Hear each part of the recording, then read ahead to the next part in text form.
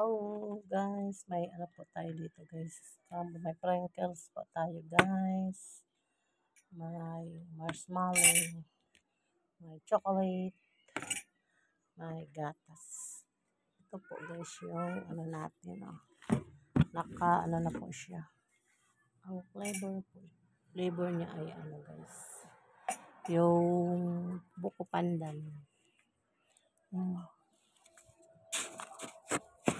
Kuha tayo, guys. Tikman natin.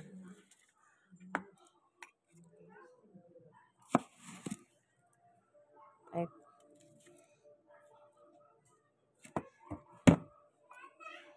yun na po, guys. Lagyan mo natin ng marshmallow. Ayan. Tapos, ito guys, sprinkles. Siya. Tapos, lagyan natin ng milk. Depende yan sa inyo guys kung damihan nyo. Yan. Tapos, gatas. Or chocolate.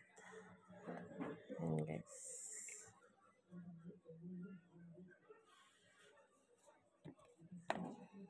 Ito na guys. Yan na po siya. Yan po ang scramble. Bye-bye na guys.